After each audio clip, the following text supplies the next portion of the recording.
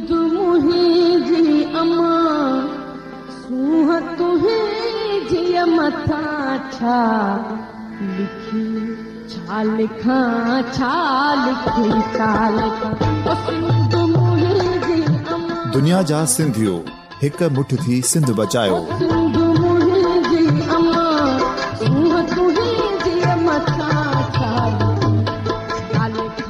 सिंध जो क़ौमी आवाज़ radio voice of Sindh London.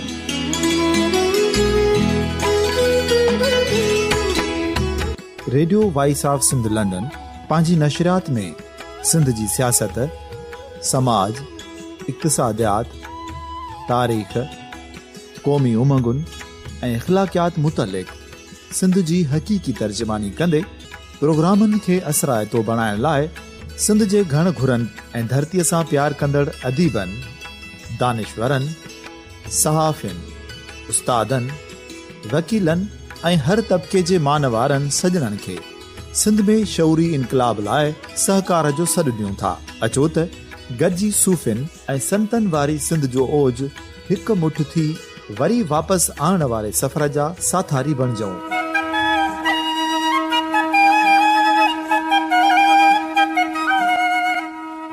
हिकु नए सुबुह जी शुरूआत जो पड़ाॾो घर घर, ॻोठ ॻोठ ऐं शहर शहर ताईं पहुचायो।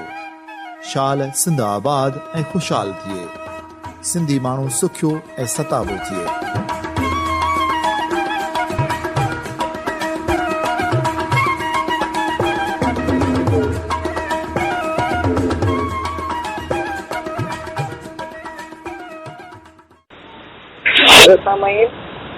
Radio voice of Sindh London तां अवां सभिनी खे भलीकार।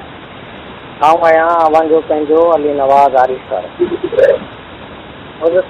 Radio voice of Sindh London जे मशहूरु प्रोग्राम छाप जा ॾस में असां सिंधी अदब में औरतुनि जो हिसो विसरे हेठि प्रोग्राम कंदा रहिया आहियूं।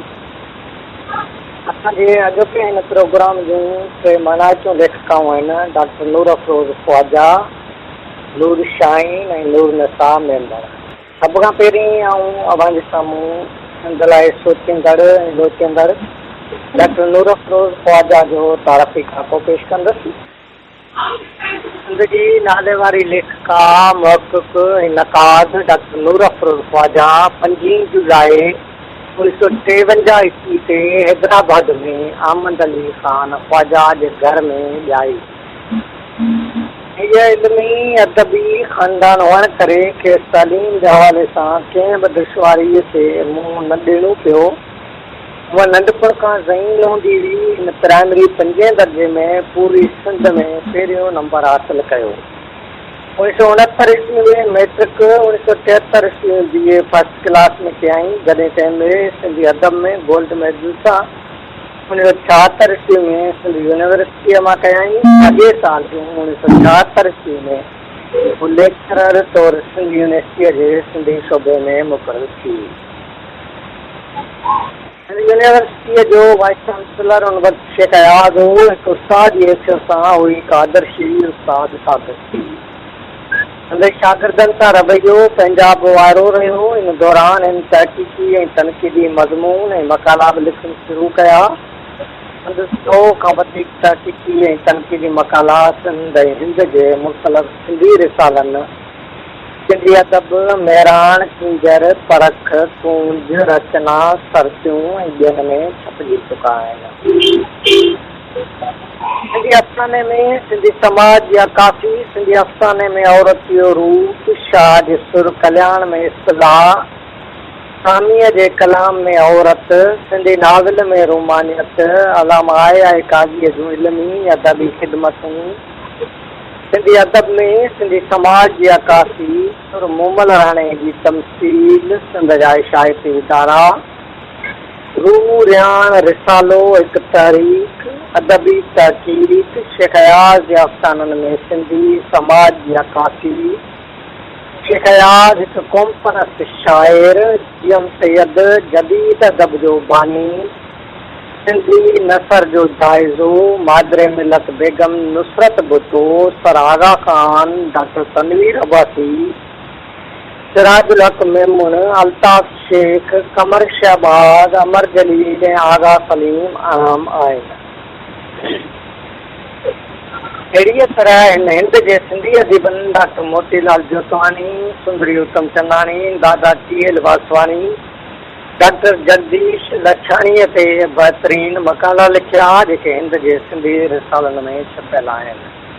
संदसी समूरा मकाला इल्मी, अदबी, समाजी ऐं सकाफ़ती हवाले सां मयारी आहिनि, जिन में हिन पूरी तहक़ीक़ सां रोशनी विझी आहे जेके अदब जे शागिर्दनि ऐं मोककनि लाइ निहायती लाभाइता आहिनि। डॉक्टर नूर अफरोज़ 1983 ईस्वी में असिस्टेंट प्रोफेसर ऐं 1991 ईस्वी में एसोसिएट प्रोफेसर तौर तरक़ी माणिया आहिनि। उन बाद हिन विरहाङे खां पोइ सिंधी नावल जी ओसर उनवान ते अलामा ग़ुलाम मुस्तफ़ा कासमीअ जी रहनुमाईअ में 1997 ईस्वी में PhD कई ऐं 1999 ईस्वी में प्रोफेसर तौर तरक़ी माणिया आहिनि। नाविल ते हिन खां पहिरीं डॉक्टर ग़ुलाम हुसैन पठान शुरूआती दौर खां 1974 ईस्वी ताईं ताक़ीक़ मकालो लिखी डॉक्टरेट कई हुई। उन बाद सिंधी नाविल जे लिहाज़ खां हीअ थीसिस हिकु मुस्तनद थीसिस आहे जेका सिंध जी यूनिवर्सिटियुनि खां अलावा पाकिस्तान ऐं भारतीय यूनिवर्सिटियुनि में कोर्स ते रखियल आहे। हिन तहक़ीक़ी कम जी हिकु जुदागाना हैसियत आहे। डॉक्टर साहिबा हिन मकाले में ॿोली ॾाढी वणंदड़ इस्तेमालु कई आहे ऐं सम्झो लिखणीअ जे अंदाज़ मां हिन जे क़ौमी सोच जो रूह पिणु महसूसु थिए थो।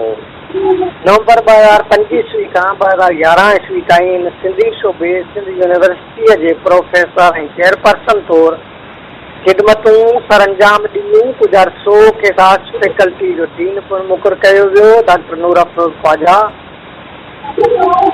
लिखण जी शुरूआति सिंध यूनिवर्सिटीअ में लेक्चरर थियण खां पोइ कई। संदसि पहिरीं लिखणी 1978 ईस्वी में छपी। सिंधी शोबे पारां निकिरंदड़ कींजर मक़सदनि जे केतिरनि ई पर्चनि जी एडिटर ऐं शागिर्दनि जे रिसाले अदबी मंज़र जी सरपरस्त आलाम रही आहे। सिंधी शोबे में क़ाइमु शालती रिसर्च से प्रोफेसर महरम ख़ान लेक्चर सीरीज़ केतिरनि ई आलमनि ऐं अदीबनि जा मुख़्तलिफ़ मौज़ूअनि ते लेक्चर कराए चुकी आहे। उन्हनि में हिंद सिंध जा आलम अदीब doctor Motilal Jotwani, Hiro Thakur, doctor Jetho Lalwani, doctor Chandar Daswani, Nand Javeri, Agha Saleem, doctor Ghulam Ali Allana, Amar Jaleel, Mazhar Siddiqui, Altaf Shaikh, Joyo ऐं ॿिया शामिल आहिनि। डॉक्टर साहिबा शालती जे फन ऐं फ़िक्र बाबति स्कॉलरनि जा मकाला सिंधी शोबे तरफ़ां तरतीब ॾेई अॻियां सुट संदा ऐं लोचाती लाइद में उनवाननि सां किताबी सूरत में छपराया। डॉक्टर नूर अफरोज़ ख्वाजा सिंधी यूनिवर्सिटीअ जे सेनेट ऐं बोर्ड ऑफ स्टडीज़ जी member, Shahdaulati university Khairpur, Benazir Bhutto university Nawabshah, Karachi university, Allama Iqbal university, Sindh textbook board ऐं वफ़ाक़ी उर्दू यूनिवर्सिटी कराची समेत मुख़्तलिफ़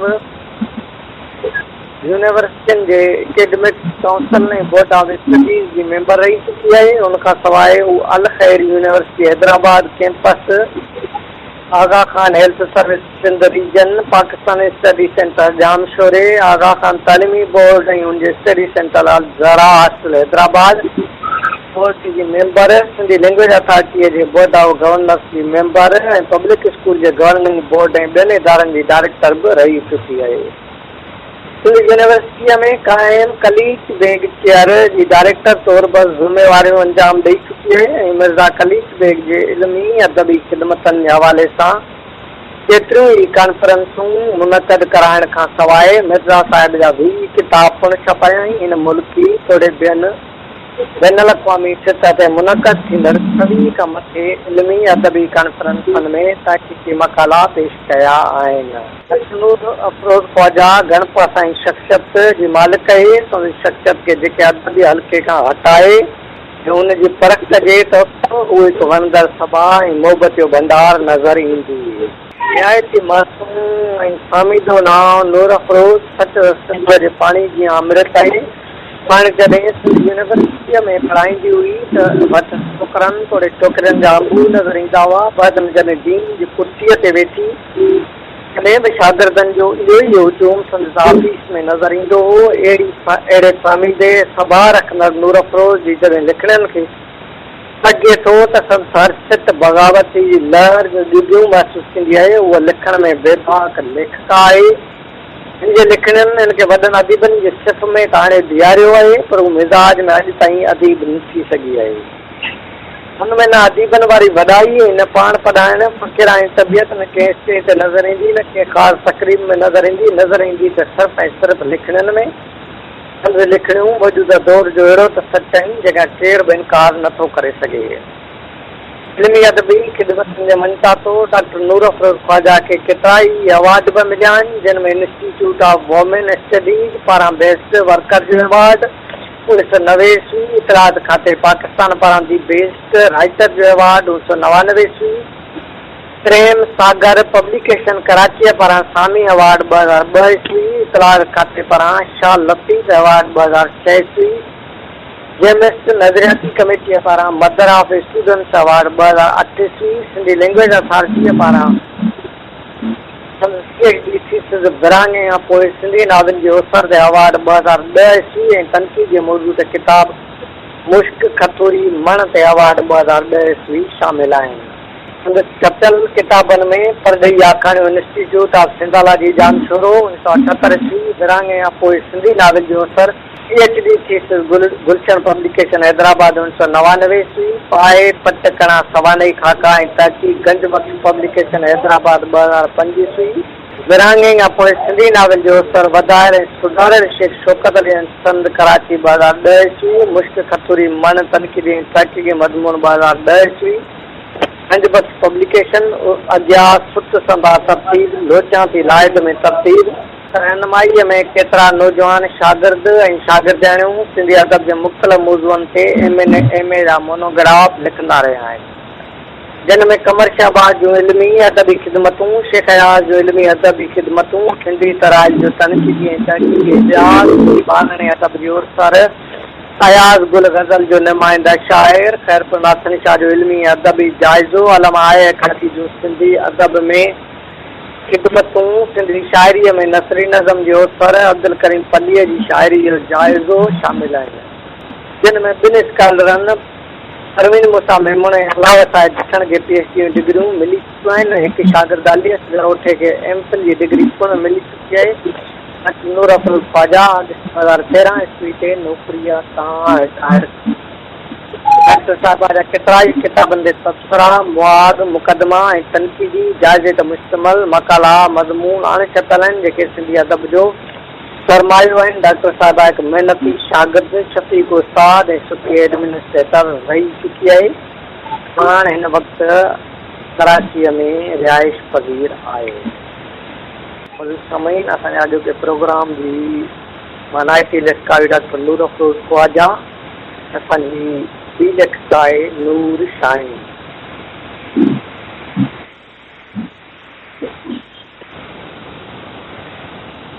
जी ख़ूबसूरत शाइरा नसर नवीस ऐं मुतरजिम नूर शाहीन जो असुल नालो बस्त बुलंद हो। संदसा जन्म 18 अगस्त 1936 ईस्वी ते शाह मोहम्मद ख़ान अली ज़ई काकड़ पठान जे घर में शिकारपुर में थियो। संदसि वॾा असुल कंधार जा रहाकू हुआ, जितां संदसि वालिद पहिरियां कोयटा पोइ सिंध में अची रहियो ऐं इब्तिदाई अंग्रेजी तालीम सेंट मैरीज स्कूल मां वरिती। मुख़्तलिफ़ स्कूलनि कॉलेजनि मां तालीम कराईंदे 1963 ईस्वी में डॉक्टर ऑफ मेडिसन जी डिग्री लाहौर में हासिल कयाई ऐं 1966 ईस्वी ताईं हिन अदीब फाज़िल ऐं ग्रेजुएशन ताईं तालीम हासिल कई। इन दौरान मथे बीमारीअ जो शदीद हमिलो थियो ऐं हिन जी तालीम अध में रहिजी वई। नूर शाहीन कॉलेज वारे दौर में कामयाब डिबेटर रही चुकी आहे। उन हवाले सां सिंधीअ मुख़्तलिफ़ कॉलेजनि में हिसो वठी जोश ऐं जज़्बे सां तक़रीरूं बि कयाई। मुशाइरनि में शरीक थी शाइरी बि पेश कंदी रही। संदसि अंदाज़ बयां वणंदड़ ऐं दिलकश हूंदो। हिन नंढपण खां ई लिखणु शुरू कयो। शुरू में हिन उर्दूअ में शाइरी कई, पर पोइ अॻिते हली हिन सिंधीअ में शाइरी करणु शुरू कई, जंहिंखे पूरी सिंध में भरपूर मोट मिली ऐं संदसि हिमत अफ़ज़ाई थी। खेसि अरबी, फारसी, अंग्रेज़ी, हिंदी, सराइकी, उर्दू ऐं पंजाबी ॿोलियुनि ते बि उबूर हासिल हो। हिन शाइरी केतिरनि ई सिन्फ़न ग़ज़ल, नज़म, वाई, गीत, तराइल, किस्सा, कतो, सानेट, दुआ, बैत, चार बैत, मसनवी, माया, 12 कंगल वग़ैरह ते तिब आज़माई कई, जंहिंमें नवां तजुर्बा पूरा कया। शाइरीअ में रहनुमाई पहिरियां रशीद अहमद लाशारी ऐं पोइ शेख मोहम्मद इब्राहिम खलील ऐं मौलाना मोहम्मद इस्माइल कई। हिन सिंधी, पंजाबी ऐं सराइकी में शाहीन ऐं ॿियनि ॿोलियुनि में हुमा तख़लुस इस्तेमालु कयो। नूर शाहीन केतिरो ई वक़्तु सिंधी अदब ते छायल रही। हिन शाइरी बि लाजवाब कई, नसर में बि लिखियो त तर्जुमा बि कयाई ऐं हर सिंफ में नुमाया कामयाबी माणियाई। सिंधी अदब में खेसि ख़ातून अवल शाइरा तौरु यादि कयो वञे थो। खेसि इल्म उरूज जी चङी ॼाण हुई। हिन जी शाइरीअ में हार्ट आहे ऐं हिन बैत में हार्ट उभरी बीठल नज़र अचे थो। हूंदर गॾिए ससुई ॾिस जी दिलदार, हूंदर गॾिए ससुई ॾिस जी दिलदार, नका सुरमू सींद करे नका ठाहे थी वार, तोखां रहे थी दार अलम जे आड़ान। संदसि ख़याल में केॾी निराल पए ऐं हिन जी सॼी शाइरीअ में नवाण महसूसु थिए थी। नूर जेका मोहबती पुॼारण लॻे थी। महतदे में राति छा दीदार तुंहिंजो आम छो, महतदे में राति छा दीदार तुंहिंजो आम छो, ज़ाइदन जे जब वो दस्तार जो नीलाम थियो, अर्श का निकती वञे शाहीन घणो परते मगर, राह में आए मवो अंजुम जो हायल ताम थियो। जेतोणे संदसि शाइरीअ में ते ॿियनि ॿोलियुनि जो असर आहे, पर पोइ बि शाइरीअ जे समूरनि लवाज़मातनि ते पूरी लहे थी ऐं संदसि डिक्शन वणंदड़ आहे। हिन फारसी लफ़्ज़नि खे निहायत क़ाबिलियत सां शाइरीअ में ज़िम करे ॾियनि त असांजी ॿोलीअ जो हिसो बणाए छॾियो आहे।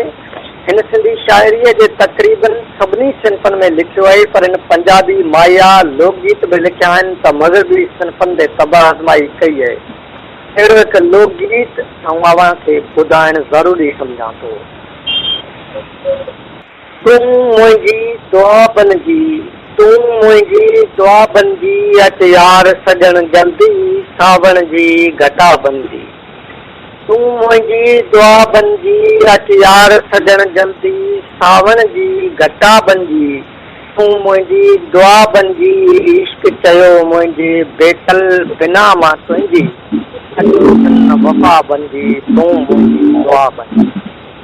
नूर शाहीन पंहिंजे वक़्त जी तमामु पुख़्ती शाइरा थी गुज़री आहे। उहा सिंधी अदब में वाहिद शाइरा हुई जंहिं मर्दनि सां गॾु मुशाइरनि में पंहिंजे आब ताब सां शहर पढ़िया ऐं प्रोग्रामनि जी सदारत बि कंदी रही। इहो बि खेसि एज़ाज़ हासिलु आहे जो हू पहिरीं सिंधी औरत आहे जंहिं रेडियो लाइ गीतनि भरियूं कहाणियूं, अफ़साना ऐं फीचर लिखिया। संदसि पहिरियों किताबु करीम दिने राजपरी सफ़रनामे अमेरिका जो सफ़र जो सिंधीअ में तर्जुमो आहे, जेको दयार गैर जे नाले सां छपियो। ॿियो किताबु संदसि शाइरीअ जो मजमूओ आहे, जेको रुस मां रुसण घोरियो जे नाले सां लतीफ़ अकेडमी सखर पारां छपियो। उनखां अलावा संदसि केतिरा ई किताब छपियल आहिनि, जिन में इस्लामी अहद में सिख क़ौम तर्जुमो, बार, सलाम, संदसि उर्दू शाइरी, मसनवी, फतह इस्तंबुल शाइरी, 1600 शहर, मज़हब ऐं तसव्वुफ़ उर्दू ऐं 2 नाविल सिंधी, 2 नाविल उर्दू शामिल आहिनि। उनखां सवाइ हज़रत बैदल जे 5 गंज जो तर्जुमो बि कयो हो। उहो औरतुनि वारे अदबी रिसाले हदियूं जी सब एडिटर बि रही। सिंधी ॿोलीअ में छपजंदड़ मुख़्तलिफ़ सिंधी अख़बारनि में शारदा ऐं शगुफ्ता जे नालनि सां तनक़ीदी मज़मून लिखिया ऐं नयनि उभरंदड़ लेखकाउनि जी रहनुमाई बि कई। सिंध जी खावड़ी किरदार नूर शाहीन, जंहिंजी उमिरि जो घणो हिसो बीमारियुनि सां जहिड़ींदे गुज़रियो ऐं पंहिंजी उमिरि खां बि घणो कमु कयो। 20 सितंबर 95 ईस्वी ते वफ़ात कयईं। खेसि इल्मी अदबी ख़िदमतनि जे हवाले सां अॼु बि सुठनि लफ़्ज़नि में यादि कयो वञे थो। उन समय असांजे अॼोके प्रोग्राम जी टीम जेका आहे नूर निसा मेमन। मोरसानीकारा शायरा नूरनिसा मेमण 13 अप्रैल 1987 ते दरबीले ज़िले नवाबशाह शहीद बेनज़ीराबाद में जन्म वरितो। इब्तिदाई तालीम मक़ामी तरह हासिल करण खां पोइ मैट्रिक 1977 ईस्वी में हैदराबाद मां, इंटर 1980 ईस्वी हैदराबाद मां, BA MA Sindhi university Jamkar मां 1984 ईस्वी में पास कया आहिनि। हाणे पेशे जे लिहाज़ खां उस्ताद हिन लिखण जी शुरूआति सितर वारे ॾहाके में कई। हिन जी पहिरीं कहाणी लगम मुंहुं लपाट 1977 ईस्वी में सिंध न्यूज़ में छपी। उन बाद हिन मुसलसिल केतिरियूं ई कहाणियूं लिखियूं जेके सिंध जे मुख़्तलिफ़ रिसालनि, अख़बारनि, सिंध न्यूज़, इबरत, सोजरो, हिलाल पाकिस्तान, ॿारड़नि जे रिसाले बुलबुल, साहिती पब्लिकेशन, आफ्ताब, सिंधड़ी ऐं गुंदर पब्लिकेशन में छपजंदियूं रहियूं। हिन कहाणियूं, तासुर, मज़मून ऐं शाइरी बि कई आहे, पर संदसि सुञाणप कहाणीकार वारी आहे। हिन जूं कहाणियूं वसी पसमंज़र रखंदड़ आहिनि। हिन जे कहाणियुनि में आसपास जे माहौल या मसइला, समाजी अणबराबरी, मतभेद रवैया, मुदखार जे रस्मनि जी निंदा थियल आहे। हिन जे कहाणियुनि में पापी संसार, मोहबत खे फांसी, गूंगी मोहबत, दरिया, माटीली मां, अधूरी तस्वीर ऐं भटकंदड़ रूह छिरकाईंदड़ कहाणियूं आहिनि। हिन कहाणियुनि में समाज जे सभिनी पहलुअनि खे निर्वार कयो आहे। संदसि कहाणी माटेली मां, ॿी शादी कंदड़ मर्दनि जे मुंहं ते टमाट आहे। हिन कहाणीअ जो पसमंज़र ॾुखोईंदड़ ऐं निहायत भयानक आहे। हिकु मासूम ॿार जे इर्द गिर्द घुमे थी, जंहिंजी माउ नंढपण में गुज़ारे थी वञे ऐं संदसि पीउ ॿी शादी करे थो छॾे। हिन जी माटेली मां मथे तशदुद करे थी। स्कूल में पढ़ण जी उमिरि में उन बालक जे हथ में खिटमिटड़नि थेलियूं ॾेई स्टेशन में विकिणण लाइ मोकिले थी छॾे। हिकु मासूम ॿार जा अहसास आहिनि जेके चिटिया आहिनि। अहिड़ीअ तरह संदसि हर कहाणीअ जो पसमंज़र ॾुखोईंदड़ आहे ऐं हिन उन जी अकासी ॾाढी शानदार कई आहे। हिन जी कहाणी दरियाब शाहकार कहाणी आहे, जंहिंजी इब्तिदाई एॾी शाहकार चले जो पढ़ंदड़ पूरी कहाणी पढ़ण लाइ मजबूर थियो पवे। सिंधू केतिरनि तड़पंदड़ दिलनि जे मायूस उमेदनि किन ज़िंदगीअ जे जनम मां कढी पंहिंजे आगोश में वठी हमेशह हमेशह दुनिया जे समूरनि बंदरनि, पाबंदियुनि, रुकावटनि खां निजात ॾियारे छॾी आहे। सिंध वासियुनि जो इहो हिकु पुराणो किस्सो आहे। सिंध अहिड़नि केतिरनि मोहबतनि खे जनम ॾींदी रहे थी, जिन जो मिलाप सिर्फ़ु सिंधूअ जी आगोश में थिए थो। नाज़ू ऐं अख्तर जी मोहबत जी वॾी कहाणी आहे। मथे पैराग्राफ मां ई पूरी कहाणीअ जे अंत ताईं पढ़ंदड़ पहुची सघे थो। हूअं बि कहाणीअ जी टेक्निक अहिड़ी हुजे जो पढ़ंदड़ बोरीअ ते शिकार न थिए। हिन जूं समूरियूं कहाणियूं प्लाट जे लिहाज़ खां शाहकार आहिनि। संदसि कहाणी गूंगी मोहबत ख़्याल जे लिहाज़ खां त बहितरीनु कहाणी आहे, पर हिन में उहा निभाउ करे न सघी आहे। छो त कहाणी हिकु गूंगी छोकिरीअ जी आहे, पर उन छोकिरीअ सां जॾहिं छोकिरो शादी थो करे त ओचितो ॻाल्हाइणु शुरू थी करे। हिन कहाणीअ जा ॿई किरदार मुतबर आहिनि, पर थोरो सस्पेंस हुजणु खपे हा ऐं छोकिरी खे हिले बहाने सां ॻाल्हाए हा। ईअं ओचितो ॻाल्हाइणु रवायती थो लॻे ऐं तमामु घणो अजीब जेतोणीकि कंहिंजे मंदर जे ॻाल्हि ॾाढी वणंदड़ आहे। कहाणीअ जो बि इब्तिदाई पैराग्राफ हिते ॾियणु ज़रूरी थो सम्झां, जेको मुशाहिदो शेयर करे थो त अहसासनि जी कथ करे थो। सिज जा आख़िरी किरण सिंधूअ जे पाणी सां टकराइजी के उन अंदर ई ॿुधी रहिया हुआ त के वरी पंहिंजो अक्स भरिसां बीठल अचनि ऐं रोज़ीना जे चेहरनि ते विझी हिकु नई ज़िंदगीअ जी रौनक पैदा करे रहिया हुआ। ॿिन्हीअ जे चपनि ते मुस्कुराहट ऐं अखियुनि में सिंधूअ जे पाणीअ वारी उछल हुई। हीउ गिद्दूअ जो पार्क आहे। हा, हैदराबाद में सिर्फ़ु ॿ शयूं तफ़रीह जहिड़ियूं आहिनि, या त गिद्दू वारो पार्क न त जामछोरे वारी पुल। अख्तर सिज खे थकल मुसाफ़िर वांगुरु पंहिंजी मंज़िल पूरी कंदो ॾिसी सोचियो ऐं संदसि माज़ीअ ॾे हलियो वियो।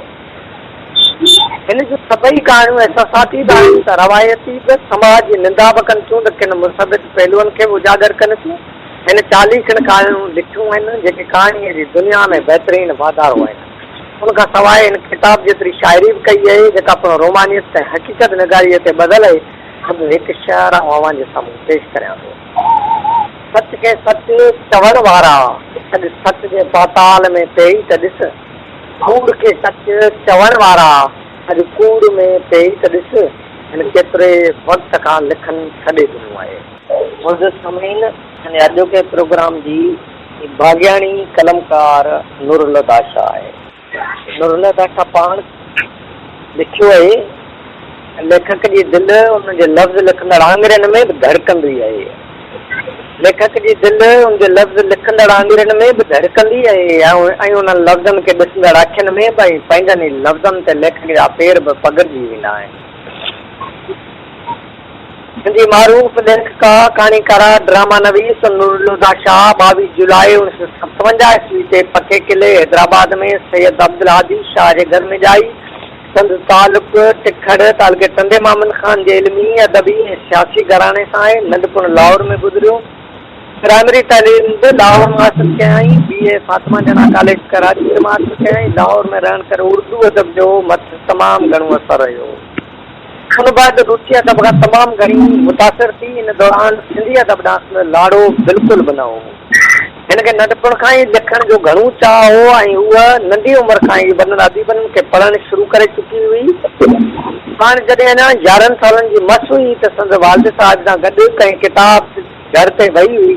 उते हिन मिंटो जी किताब काली शलवार वठी ॾियण लाइ ज़िद कयो हो, पर दुकानदार चयो त पंहिंजी उमिरि अञा इहो किताब पढ़ण जी न आहे। जीअं त तरक़ी पसंदि अदब खां पढ़णु शुरू कयो हो ऐं तरक़ी पसंदि अदब जो मथां घणो असरु हो। पाण तरक़ी पसंदि सोच रखंदी हुई। हिन लिखण जी शुरूआति नूरुल्लाह शाह अरबीअ जे नाले सां उर्दू अख़बार रोज़ानी जंग ऐं हफ़्तेवार अख़बार जहां खां कई। उहा लाहौर में रहंदे उर्दू अख़बारूं मशरिक़ ऐं अमरोज़ पढ़ंदी हुई। उन वक़्त ताईं सिंधी अदब खे कॾहिं छो योग न हो ऐं हूअ पंहिंजे कुटुंब सां जॾहिं लाहौर खां कराची आई हुई त जंग अख़बार पढ़णु शुरू कयो आहे। इन विच में संदसि वालिद हिलाल पाकिस्तान अख़बार वठी ईंदो हो ऐं ताक़ीद कई हुई तॾहिं करे हिनखे बि पढ़ंदी कर। पर हू जेका उर्दू अदब जे असर हेठि आयल हुई तंहिंखे हिन अख़बार सां या सिंधी अदब सां को बि लॻा न थियो। इन दौरान ॿोलीअ वारा फ़साद शुरू थी चुका हुआ। असेंबलियुनि मां ॿोली वारे बिल खे रद्द कयो वियो हो ऐं सिंधी ॿोलीअ खे हिकारत भरियल निगाहनि सां ॾिठो वेंदो हो। उन वक़्तु हिन जे अंदरि जी उहा सिंधियाणी पोइ हिन उन ई हिलाल पाकिस्तान में पनाह वरिती हुई। हिलाल पाकिस्तान जो उन वक़्तु एडिटर नाले वारो अदीब सिराज हो। सिराज उन अख़बार ते ॾाढी महिनत करे छपाईंदो हो ऐं उन अख़बार जे औरतुनि वारे सुफ़े सुगड़नि सथ जी एडिटर संदसि भेण फामीदा हुसैन हुई। नूरुल्लाह शाह पंहिंजी कची फिकी सिंधीअ में हिलाल पाकिस्तान में लिखणु शुरू कयो हो। संदसि लिखणनि खे सूदे सवारे डॉक्टर फामीदा हुसैन सुगड़नि सथ में छापींदी हुई। हिन जॾहिं पाबंदीअ सां लिखणु शुरू कयो त खेसि पढ़ंदड़नि पारां भरपूर मोट मिलण लॻी। उन वक़्तु संदसि उमिरि 16 साल हुई ऐं संदसि पहिरियों इश्क धरती सां थियो ऐं हिनखे इज़ाद जे लाइ पंहिंजी ॿोली बहितर लॻी हुई। उन हवाले सां पाण ई केॾारो में लिखियो आहे, मुतज़इन जे इर्तिक़ा जी शुरूआति तरक़ी पसंदि अदब सां थी हुई। इज़ार जी शुरूआति में उन जे असर खां बची कोन सघियो। घणो अॻिते हली मां उन नतीजे ते पहुतसि त हर ॿोली ऐं उन सां लाॻापियल धरती ऐं समाज जो पंहिंजो जेको अलॻि मिज़ाज थिए थो।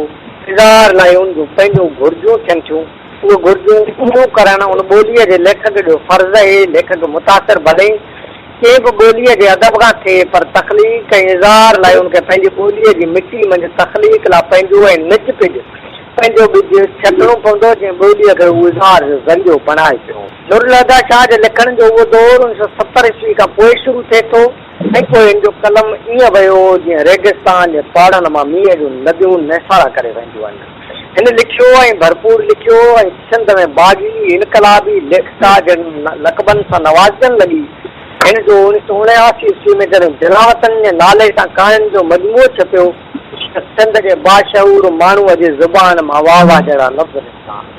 तक़रीर परस्ती ऐं रुजत परस्तीअ जे असर हेठि रहंदड़ माण्हुनि जे वातां गुथा लफ़्ज़ कोन निकिता ऐं हिनखे धमकियूं बि मिलियूं, जंहिंजो एतिराफ़ पाण हिकु इंटरव्यू में करे चुकी आहे।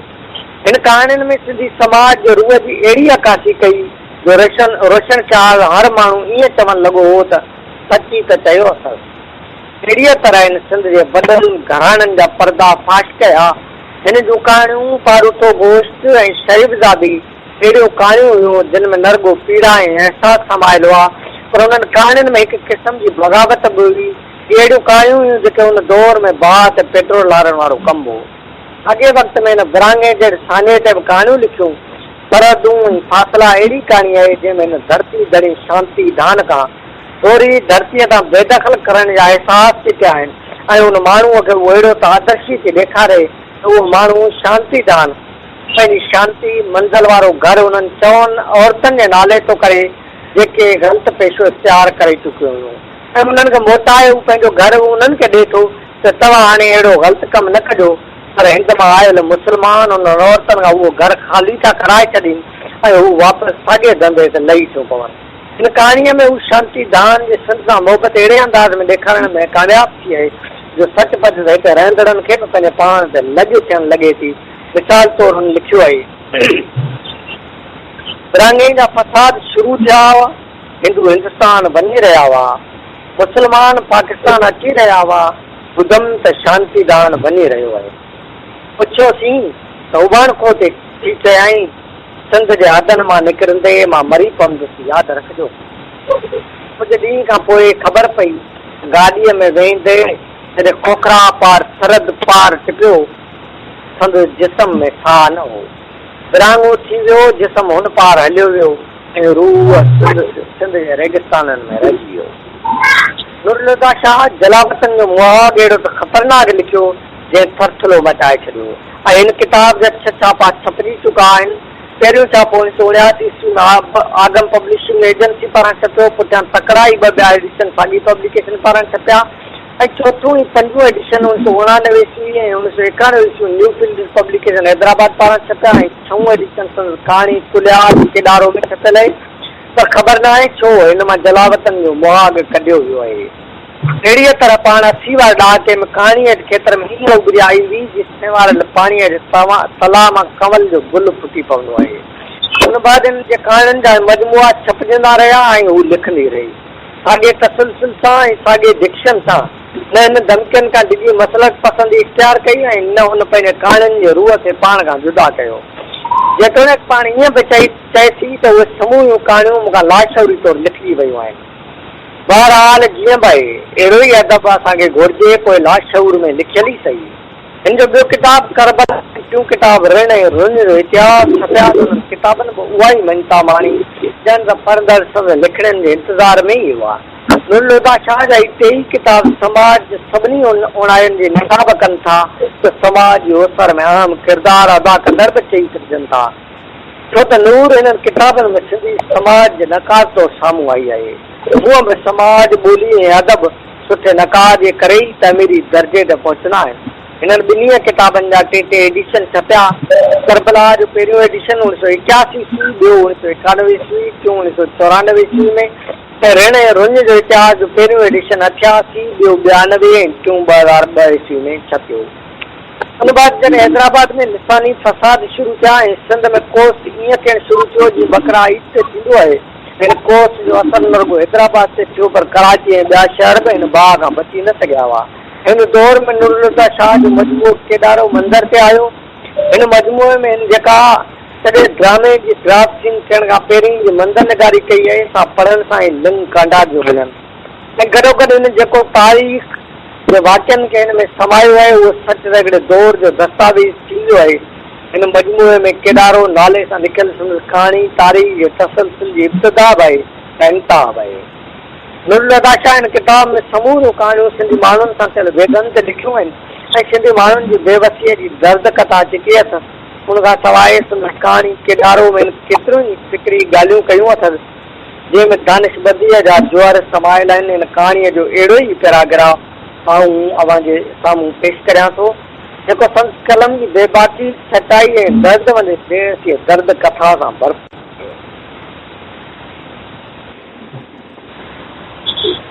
कोशिश कर तुंहिंजो फातह बि तुंहिंजे ॾे मंझां हुजे, कोशिश कर तुंहिंजो फातह बि तुंहिंजे ॾे मंझां हुजे, तुंहिंजो बाग़ी बि तुंहिंजी ॿोली ॻाल्हाईंदड़ हुजे, तोखे चमाट हणण वारो हथु साॻी मिटीअ जो हुजे जंहिं मिटीअ मां तुंहिंजो हथु सिरजियो आहे। अवां ॿिन्हीअ में साॻीअ धरती सां मौज हिकु जहिड़ाइप हुजे।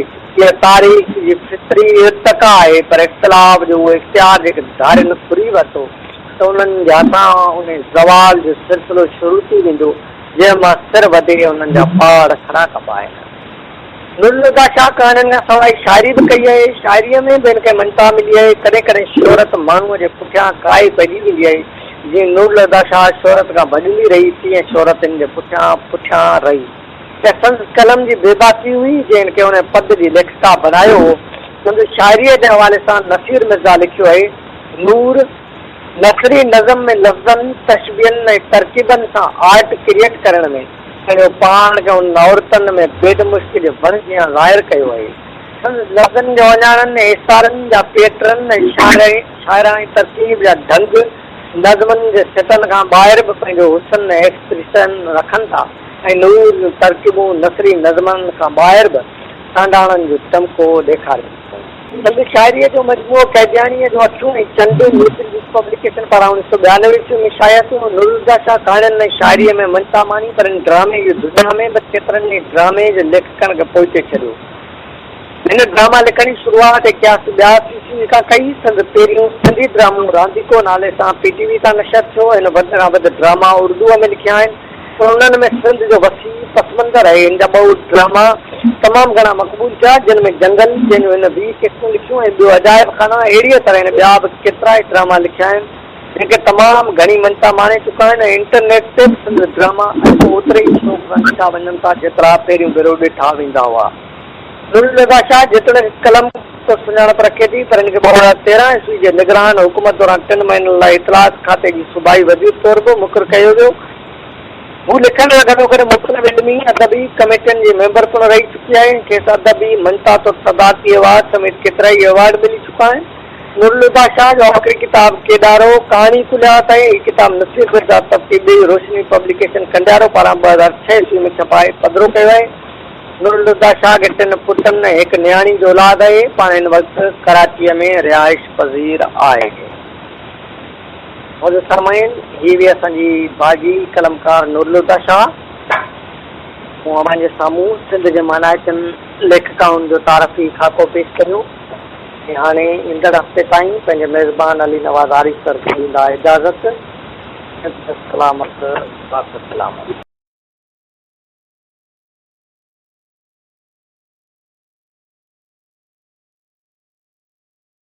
अवां जी समातुनि ताईं radio voice of Sindh London